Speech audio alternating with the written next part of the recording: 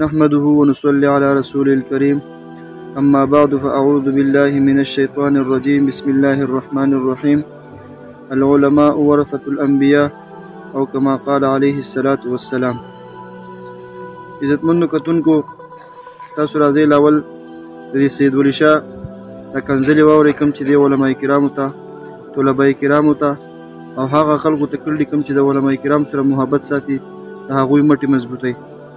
دینه بس راځم تاسو په یو څو خبرې کول غواړم. د مولانا نه چې څوک وټ ورکوي مولانا چې د مولانا په نرخي په مولانا چې څوک خفه کېږي د هغه هم ښځه وغیم چې مولانا ته څوک وایي چې دا زما مشر دی او زما لیډر دی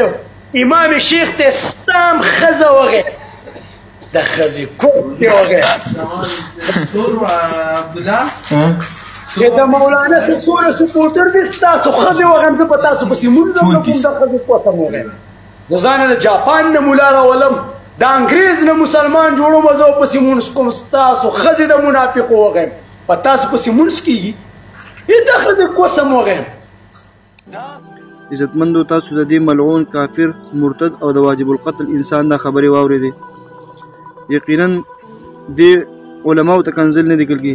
بلکې دې پیغمبرانو ته کنځل کړي ځکه نبی علیه الصلاة والسلام حدیث ته العلماء ورثة الانبیاء تمام علماء کرام دا د انبیاء وارثان دي. وس د نبی وارث ته کنځل کول دا په حقیقت کې نبیانو ته کنځل کول دي پیغمبر ته کنځل کول دي. دغه رنګې پیغمبر ته کنځل کول دا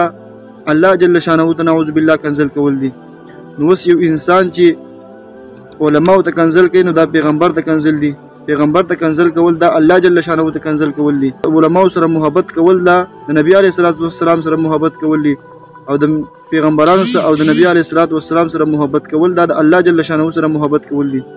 نو لہذا چې کم انسان هم د علماو تضحیق کوي یا د علماو سپکاوی کوي یا په علماو پسې کنځل کوي نو دا په حقیقت کې د اصل مقصد پیغمبر ته او دین ته الله جل شانه ته کنځل کوي. خدا براه راست هغه ته کنځل نشي کولای نو بس دوی د خپل غوسه چې د په علماو باندې سړی خو دې به وقوفانو دومره پته نشته چې د علماو ته کنځل کول د علماو تضحیق کول دا هم د الله جل شانه د الله د رسول تضحیق او هغې سپکاوی دی. لہذا په دې خبرو باندې کافر شوی دی. کم یو کس هم زما په دې ویډیو باندې اعتراض کوي چې یار مولانا صاحب ته ډېر تیز لاړې تا به د کوپر په تو ولګوله لاندې زما د واتساپ نمبر دی کم یو کس ته چې په ذهن کې اشکالي هغه د زما سره په دې واتساپ باندې رابطه وکړي انشاءالله زه به هغې له بې دلایلو کې جواب ورکړم. زما دا ویډیو ډېر شیر کړئ چې دا کس ته ورشي او دا په دې خپلو ګناهونو باندې توبه وباسي ورنه د دې لپاره په دنیا کې هم د وبال ذریعه دا جوړېدی شي او په آخرت کې به هم انشاءالله دا د وبال ذریعه د دې لپاره جوړېږي. زما دا ویډیو ته ډېر شیر کړئ چې ورته ورسي وما علینا الا البلاغ.